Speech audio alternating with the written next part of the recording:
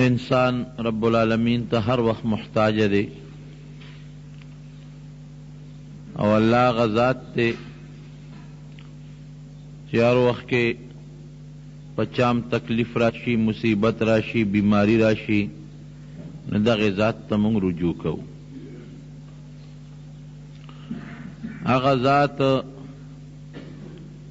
شومتوب نه کوي چې هر څوک هم ورته لاس پورته کړي او غوښتنه ترې وکړي، نو پروردګار د هغه انسان دعا قبلوي. الله فرمایي چې ادعوني زمانہ اغواړئ،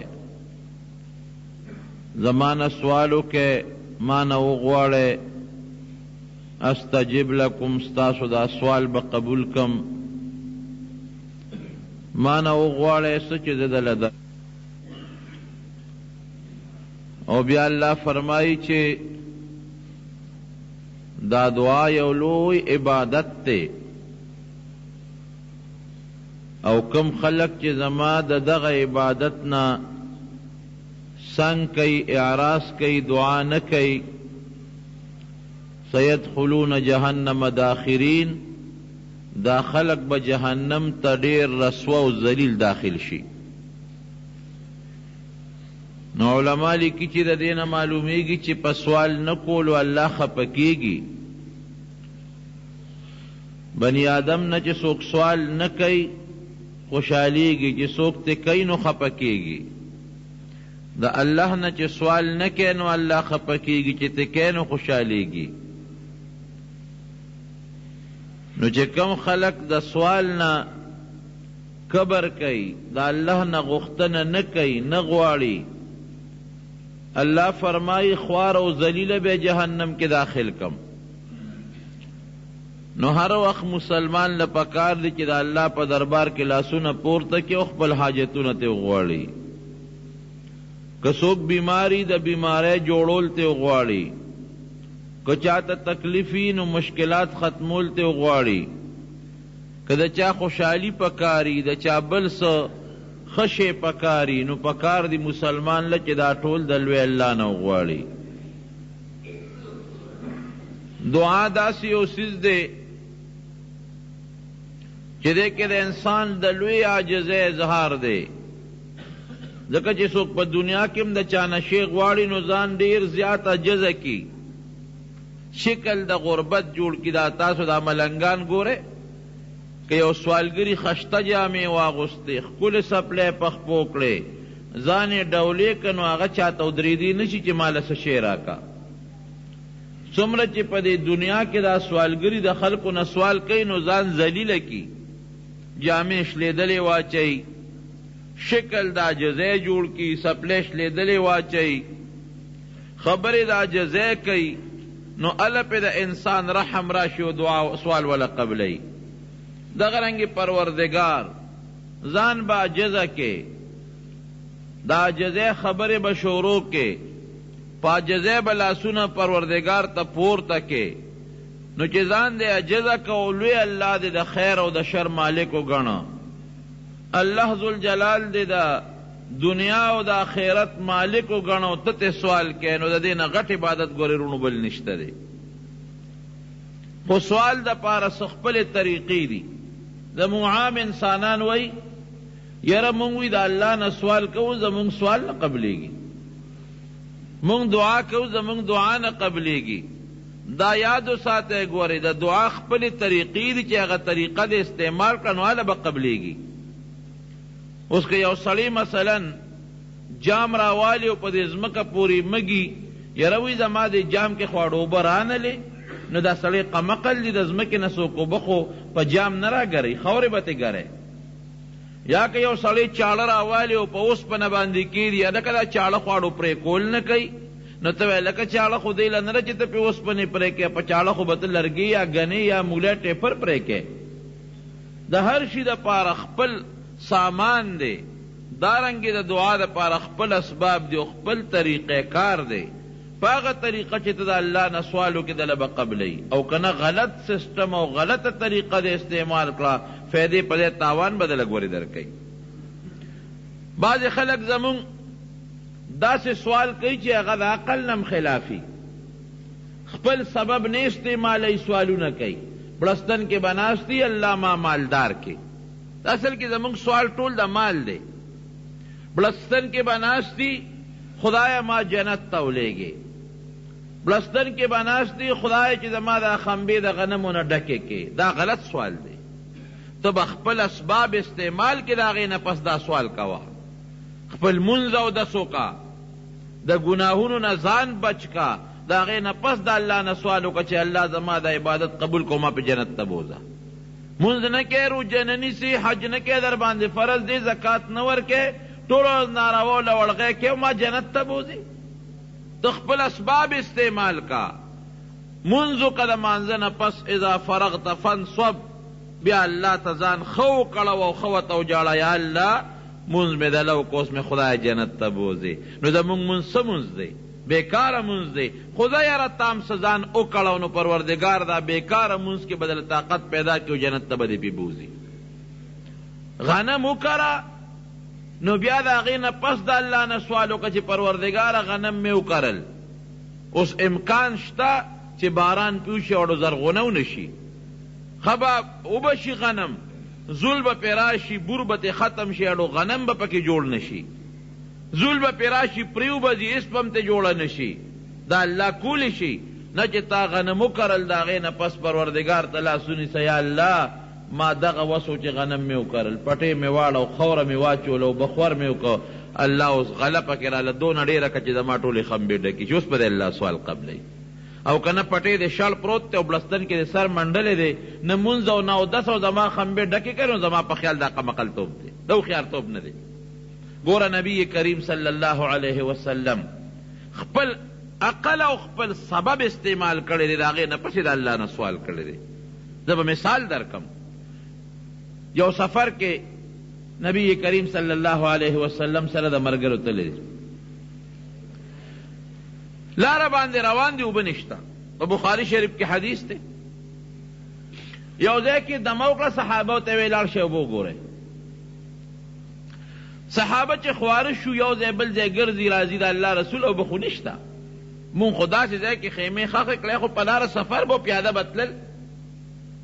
داسې ځای کې مونږ خیمې ښخې کړې چې په هغه ځای کې د سر نه بلکل اوبه نشته. پروردګاره نبی کریم صلی الله علیه وسلم فرمایل لړ شئ هر ځای کې چې خو چېته اوبه را پیدا کړې. دومره اوبه صحابو سره نه وې چې داسې یو ګوټ راوالي او پیغمبر علیه السلام ته کېدي، یو ګوټ اوبه نه وې. یو دوه صحابه د هغې په لاره باندې روان دي، یو زنانه ولیده، زنانه په اوښ باندې سوره ده،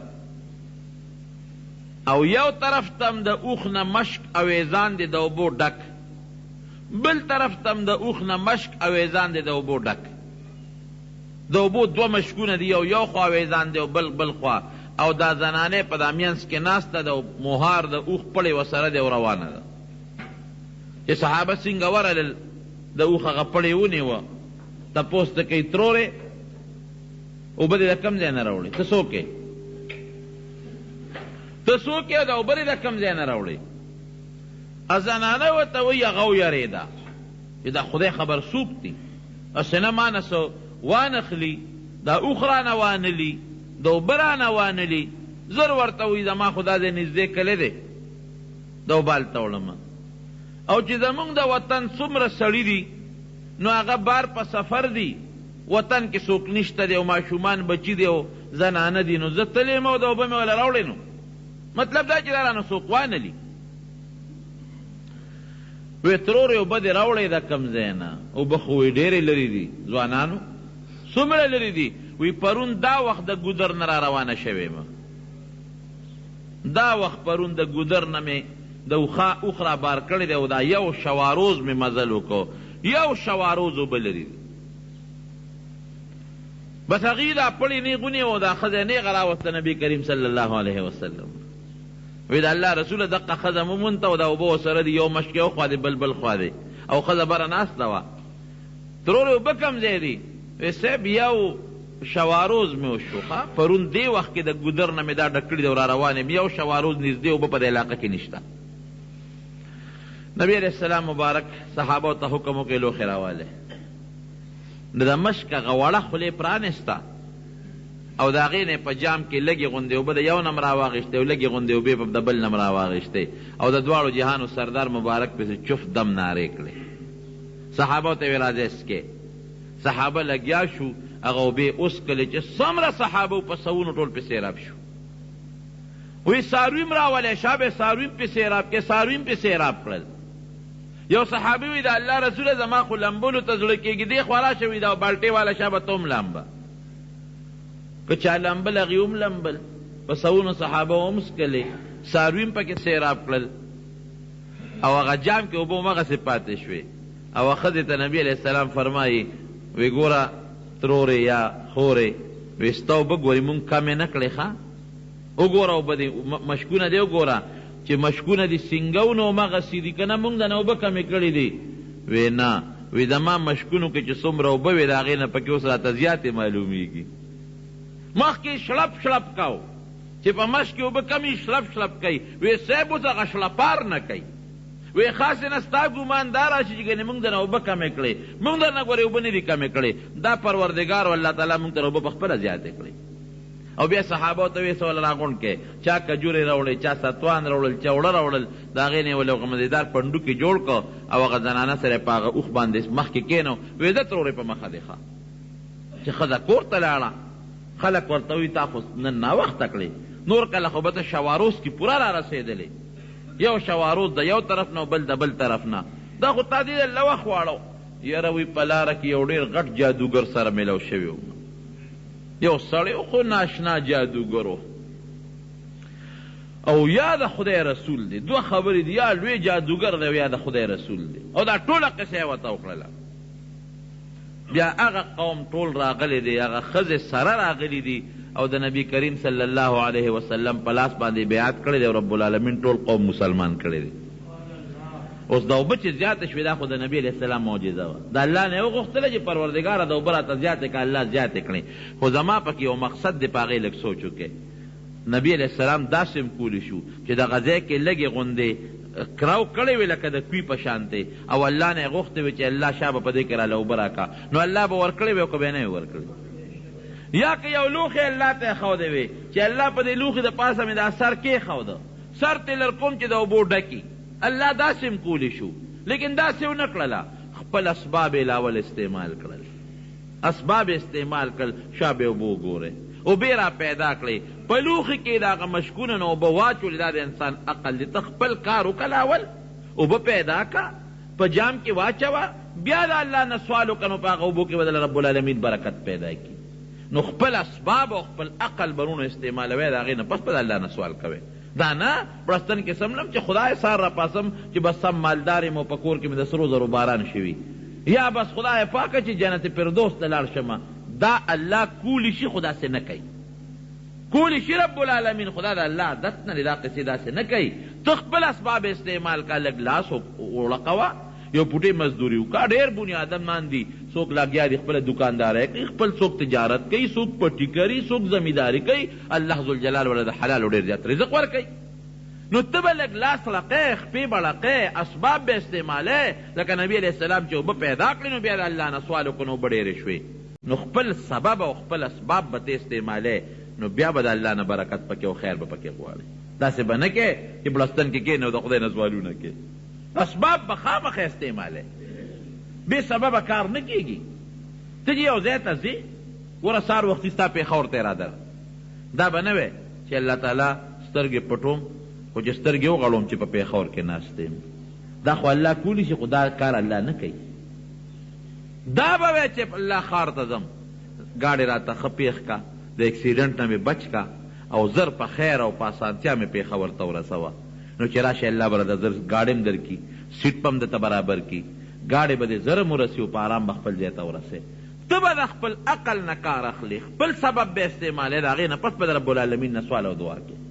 زمونږ د طالبان هم عبادت، د طالبانو ته اکثر دا خبره کوم، خدای وي غټ مولا مې کې، نو زه یم په دې خو مولی نشته چې تا د ټوله شپه بالښت ته ډډه والي اوده او سار وختي کتابونه په اوږه کې او درس ته راشې او بیا کتابونه په اوږه کې واپس لاړ شې او بس تا ډوس پړې نه نو ته سوال کوه د خدای نه کوه په دې خو مولی نشته مولی چې غواړې او علم غواړې نو خواري او محنت به کوې نو بیا به د الله نه غواړې ګورې ته به خواري کوې نو که ته وایې چې زه خواري کوم بیا د سوال د دعا څه پیدا ده نه ته به خواري م بعضې وخت کې وکړې او په دماغو کې به د یو ټکي م کښېنني ته به خواري م وکړې اړو مولا به نه شې هر څه به دنه خدای هیر کي نه ته به خواري کې او د رب العالمین نه سوال به کې اسباب استعمال کو د الله نه بیا دعا وغواړه دا مې دې پورې وی چې بعضې زمونږ د سکول لا واړه سوال به کوي د الله نه چې ما په امتحان کې پاس کې او کامیاب ټولو به بادي ویښې نه ته لږ غوندې کور کښېنه را بچې دې کښېنوه چې لږ خپل هغه مطالعه وکړي خپل کتاب وګوري خپله سټډي وکړي نو بیا د الله نه سوال وکړه نو رب العالمین به دې سوال او دعا قبوله کړي نو اسباب به ګورې رونو خامخا استعمالوئ د دعا رونو یوه طریقه دا ده ګورې خپل اسباب به استعمالوئ زما دوا نه قبلیږي څه به قبوله شي ته خپل اسباب استعمال کا د اسبابو نه پسم ګوره چې سړی ناجوړه شي علاج به کوي دا سبب شو دم درود به کوي دا سبب شو خیرات به کوي 3 کاره به کوي چې بنده ناجوړه شي څو کاره به کوي 3 یو به علاج کوي که ډاکټر یو کاکیني علاج سنت نبی علیہ السلام په خپله کړی دویم به صدقه ورکوي ګورې صدقه ترد البلا مصیبت ختمي او دریم دم درود نبی علیہ السلام په خپلو نوسو دمونه چولی دي دا 3 کاره به کوي دا ستا اسباب شو لیکن بعضې وخت به دم هم استعمال کې خیرات به مو کې دارو ډاکټر به م استعمال کې بیماري به د جوړم نه شي داسې ده که نه ده نو ته د خپل اسباب استعمال کا او بیا الله ته کښېنه سوال مو که چې یا الله زما دا بیمار جوړ کړي زما خو دغه وس و چې د خپل سبب مې استعمال کا د دې سبب د استعمالولو نه پس پروردګاره جوړول د دې سبب کار نه دی د ډاکټر کار نه دی د دم کار نه دی د خیرات کار نه دی جوړول پروردګاره ستا کار دی نو خپل اسباب استعمال کا د هغې نه پس د پروردګار نه دعا وغواړه الله به دعا قبلوي د دعا دپاره یو شرط خدا چې سبب به استعمالوي ښه دویم شرط وله څه دی بعضې خلک وایي یاره د ما دا خوله د دوا نه ده د دوا قابله نه ده هر قسمه خلک نه ده خاص ته په دې خوله د الله نوم خوالې ذکر خو پکې لا اله الا الله د پیغمبر علیه السلام درود شریف خو پې وی اللهم صلی او دعا پې نه کې دا قمقل انساني شیطان ورته په دا زړه کې ناست یې هغه له دیکې ورکوي زما خوله قابله نه ده خوله د الله د نوم د اخیستو قابله ده د رسول الله مبارک د نوم د اخیستو قابله ده او د دعا قابله نه ده دا به قطعا نه وی چې خوله مې د دعا قابله ده د مسلمان خوله د دعا قابله ده مسلمان ویلی ته چې د الله نه به دعا کوي سوال به کوي بیا چې دعا د الله نه کوي نو د زړه نه به کوي ګورې داسې به م نه کوي لکه زمونږ د پښتنو دواګانې چې سلام وګرځو او لاس پورته کړو د الله نه دعا کوو خدای شته که چاته م پته چې سمې ووایي بس یو پټۍ م جوړه کړې ده یو دوړه م یاده کړې ده الله مو بخې مور او پلار مې وبخې پلان کې وبخې پلان کې وبخې پلان کې وبخې پلان کې وبخې لکې د نور څه وي او په خوله دې بل څه دي دا دعا نه قبلېږي ان الله لا يقبل عن قلب لاهٍ غافل نبی علیہ السلام فرمایي چې کوم زړه کې دوا نی پرته زړه غافله دی د دغې زړه دعا رب العالمین لو قبلوي نه بلکې یو بل حدیث پاک کې راځي چې دا دعا ځي اسمان ته الله ته خیږي نو چې الله ته ورسېږي او زړه غافل او زړه کې دوا نه وه نو الله فرشتو ته وي په دې مخې ورته واپس ورغورځوي چې زما دعا قبوله نه شوه مونځ کوم دوا مې نه قبلېږي نو ته دوا د اړه نه وکړه چې پروردګار قبلوي که نه قبلوي ته وژاړه لږ الله ته د زړه نه د حضور نه دعا وکړه الله ته دعا به دې قبلېږي او که نه دې غافلی بیا دعا نه قبلېږي ښه ناروا دعا به م نه کې غلط سوال به نه کې ناجایز او ناروا بعضې خلک ناروا او ناجایز دعاګانې کوي نه چې ناروا او ناجایز دعا دې وکړه نو په هغې الله خفه کېږي ګورې خوشحالېږي پرې نه د نه قبلېدو په ځای د ګورې د هغې الله د قبلېدو په ځای د الله هغه سزا درکوي د ګناه او د ناروا سوال به نه کې هسې نه چې د شپې د پردي کنډر ته نیت کړي راشي 2 رکعته نفل وکړي چې خدایه ورلم پې او چې ډکو منګولو سره واپس راشم دا قصه به نه کوي یا نور ناروا د هلکان اکثر د ناروا سوالونه کوي دا به بلکل نه کوي هغه سوال به کوي چې د شریعت مطابق جایز وي حضرت موسی علیه السلام ته یو امتي راغی ورته کېناسته یاره وی ما یو دعا د الله نه غواړه چې الله قبوله کړي. نو موسی علیه السلام به الله سره داسې مناجات پټ راز و نیاز کو. څه دعا وی دا دعا راله د الله نه وغواړه چې زما متعلق سبا بل ورځ څه کېږي چې ما په الله مخکې خبره وي. د هغه مطلب دا چې زه یو تجارت کوم نو چې ما ته پته چې په دې کې مې ګټه ده نو علم به، او که راته پته چې تاوان مې دی نو نه بالم. موسی علیه السلام الله ته وویل، الله پاک وایي چې دا دعا دې کې خیر نشته و دا دې نه غواړي. سړي ته وایي چې الله په دې دعا خفه کېږي دې کې خیر نشته. سړي ته خو ظاهر کې دا دی چې پکې خیر خو ماته شته. وی نه بس ماله به دا دعا د الله نه غواړئ. اوس ګوره مونږ ته به یو شی خیر ښکاري هغه به شري. آسان تحبو شیئا وهو شر لکم. تا ته به یو شی شر ښکاري، آسان تکرهو شیئا وهو خیر لکم. تاله به الله هغه خیر په خیر او په شر خو زه نه پوهېږم، الله پې پوهېږي. ده ته خو ظاهر کې دا دعا خیر ښکارېده چې زما متعلق کوم شي د ګټې بس هغه به غواړم او چې د تاوان یې نه به غواړم. ولې ما ته به پته مخکې نه لګي. موسی علیه السلام الله ته سوال وکړي پروردګار بس قبول کول. الله وی ښه ډېره ښه ده چې څو ورځې تېرې شوې اصلي ته خو یې زیری ورکړو زه ستا متعلق چې څه رستو کېږي 2-3 میاشت پس ابه ته به پې مخکې خبرېږي. بل ورځ ته پته ولګېدله چې زما یو اس دی وغه مري. دعا خو یې قبوله وه. بویه ته هغه اس میلې ته منډی ته وخرڅېد. راغی ډېر زیات خوشحاله و. حضرت موسی علیه السلام ته کېناست. وی صاحب تا خو چې په دې دوا کې خیر نشته، ما ته پکې څونه خیر ورسېد. که دا دوا مې نه وه قبوله نو اس به مې مړو زه به ترې نوم خبر بلا تاوان به مې شوی. دوا مې قبوله شوه، پته راته ولګېده چې اس دې مري، زر مې خرڅ کړه، پیسې مې جاز صاحب نغدې کړه. موسی علیه السلام هم حیران شو چې څو ورځې تېرې شوې بیا ورته پته ولګېده چې زما یو غلام دی یو مرئي دی هغه مري. نو زر یې هغه مرئي هم بوته میلې ته خرڅې کړ. راغې پیسې یې نغدې کړي دي، لاس کې یې نیولي دي. موسی علیه السلام ته وی ګوره که نه پکې خیر و که شر. که دا دعا نه وه قبوله پرون به مې مرئي مړو اس مړو نن به مې مرئي مړو. دا دې پته راته ولګېده نو پرون مې اس خرڅ کړه پیسې مې نغدې شوې، نن مې مرئي خرڅ کړه پیسې مې نغدې شوې. اوس که چې امري نو مري دي چې یو څو ورځې تېرې شو نو دا پته ورته ولګېده چې اوس به ته مرئ، مرګ دې په سر پروت دی. نو دا شکر دی چې خدای پاک زمونږ نه ګورې دا مرګ پټ ساتلی دی. یعنی قسم دی که چاته پته لګېده چې کال پس به مرمه، کټ کې به پروت یم او خوله به مې واده شي او ساه به مې وخېږي او زنقدن به راځي چې به کال مخکې ډوډۍ نه خوړه، لویه غم راځي به وه، بل کار به چا نه کو. یو به یو کره ته تا کله نیټه راځه هفته پس، اوهو بل به بل کره ته به کله خپې ګرېته کې زما 2 میاشتې دي، بل به بل ته ستا ورک آډر کله کټ شوی دی زما 1.5 میاشت پاتې ده. ووایه که نه چا به پټې کرلی و، چا به دکانداري کړې وه، سوال نه پیدا کېږي. دا خو شکر دی چې مرګ دنه پټ دی. که اوس ګنټه پس مریم درته پته نه لګي او که میاشت پس مریم درته پته نه لګي. یعنی چې دا پته وي رزق به دی نو په یو بل به ګرځېدو، ته به کله مرې ابه کله مرې. ورې که ځان له قبر وکنو ځان له دغه وکنو له حد مونځ او دس به هم در نه پاتې و. دا چې کم ورشه وګوره چې چاته داسې بیماري وي غریب خپېړه شي، پته ورته ولګېده اشنا ته چې زه به مرم. راغی موسی علیه السلام ته حضرت موسی ما ته خو دا پته ولګېده چې بل ورځ د چهارشنبې په ورځ زه مرم. الله خدای ته سوال کوئ بس خره چې مرې که نه زه اوس څه وکړم. وی نه که نه الله ته سوال وکړه چې زما نیټه رستو کړي. موسی علیه السلام رب العالمین ته رجوع کړه. زما امتی خو الله په لوی غم کې پروت دی، ورته دا پته لګېدله چې بل ورځ مري. الله رحم پې وکوې نه ما ورته نه ولي چې په دې سوال کې خیر نشته. وی مونږ چې د انسان د داسې یو غلطي کړې وه چې هغه تکلیف د ده په دې سر را روانو. یو انسان یو غلطه وکړي نو هغه غم هغه مرګ مونږ د ده په سر یو تکلیف ورچو، نو بیا پې زمونږ رحم راشي چې راشه دا تکلیف په دې سر وله نه ورچو. چرګ به وله مړ کړو، اس به وله مړ کړو، غوی به وله مړ کړو، ګډ به وله مړ کړو، لږ بیا ودرده و دا مړه ډېره ده. د ده په سر تکلیف را روانو چې په سر یې تکلیف را روانو نو مونږ هغه تکلیف دې ته بچ کړو.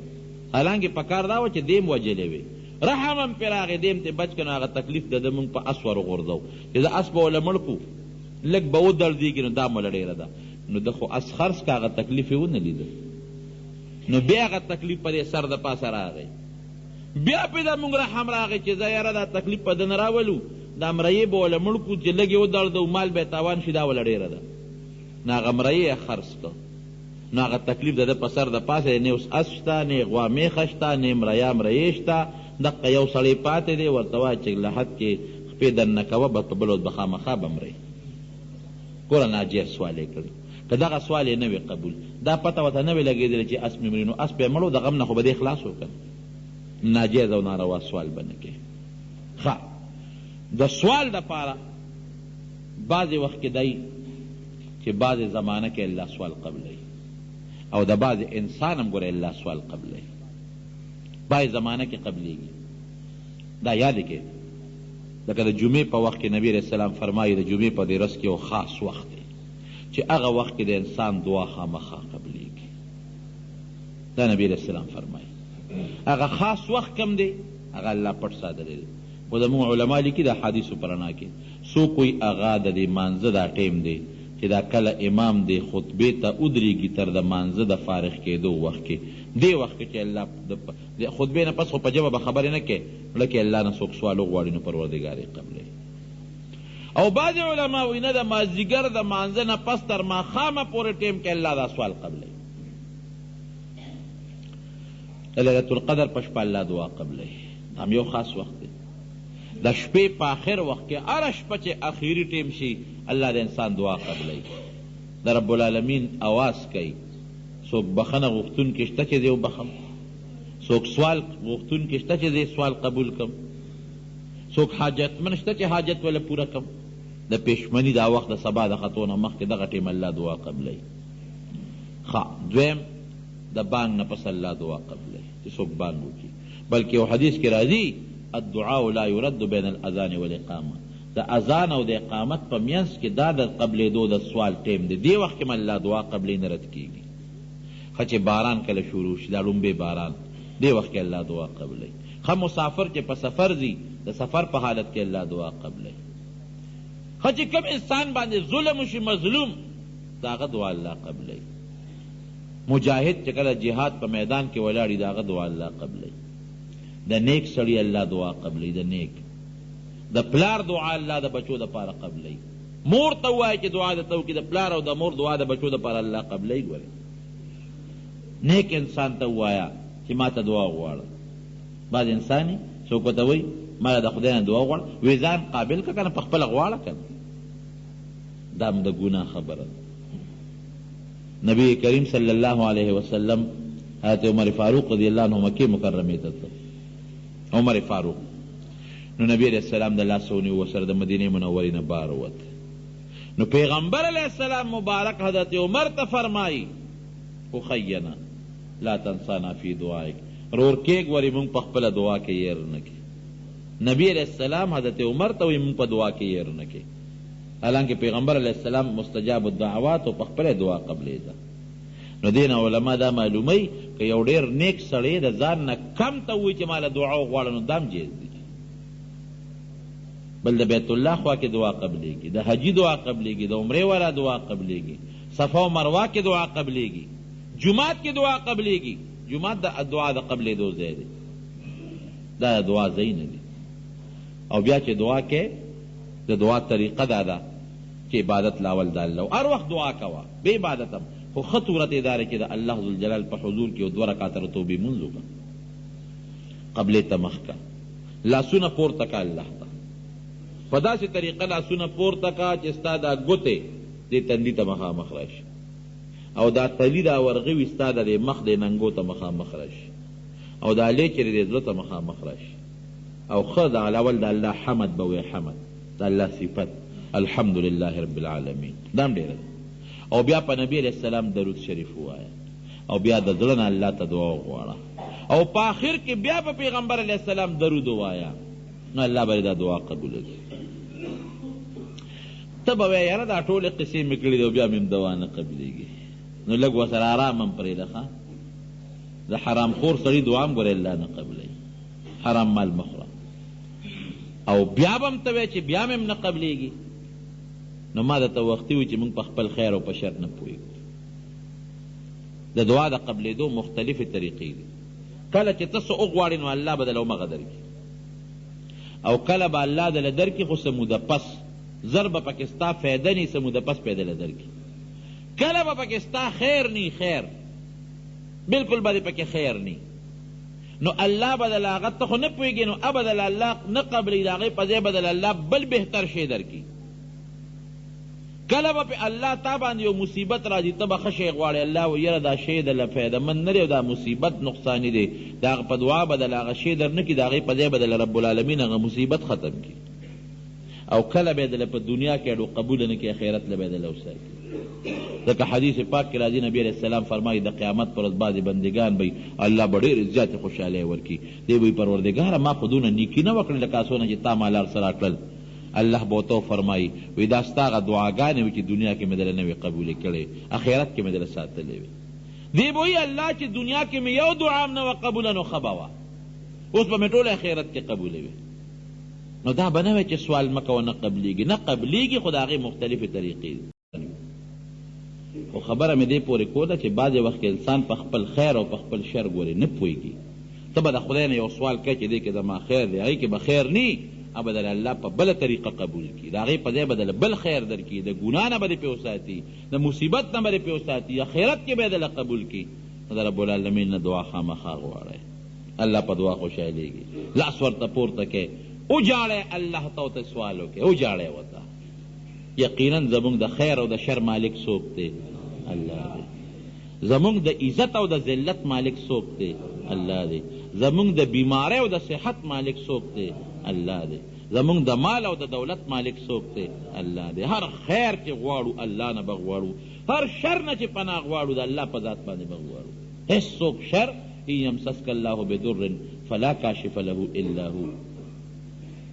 الله چې څه مصیبت د الله نه غواړي، بغیر د مصیبت دفع کول بغیر د رب د ذات نه بل څوک ته نه ګوري مصیبت نشي دفع کولی. وان یردک بخیر فلا راد لفضله. الله نه کله خیر غواړي او الله خیر درکوي، هېڅوک د هغې لار کې رکاوټ نشي جوړېدی. تاله هر یو تکلیف لرکوونکی الله، هر خیر درکوونکی الله، د هر مصیبت نه خلاصوونکی الله، هر وخت محتاج تا الله ته، بې د الله نه زما ستا یو کار نه پوره کېږي. نو ولې موږ دې خپل الله ته ونه جاړو؟ دغه الله ته جړا پکار ده، مخکې حمد، بیا درود شریف، بیا دعا، او په آخر کې بیا درود شریف. تو وکړه چې الله زموږ د ټولو دعاګانې قبولې کړي. رب العالمین د مصایبو، تکلیفونو، د ذلتونو، د آفتونو نه په امن کې وساتي. یا الله چې څومره مریضان دي ته وله شفا ورکړي.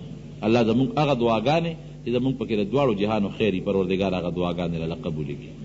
خدای هغه شرونه او فسادونه چې زموږ دپاره مقدر دي په تقدیر کې، خدای د هغه شرونو او فسادونو نه په امن کې وساتي. یا الله د کوم مسلمانانو منځ کې چې روانې دي هغه له په روغو بدلې کړي. الله زمونږه اسپتالونو، کورونو کې چې څومره مریضان دي ته وله شفا ورکړي.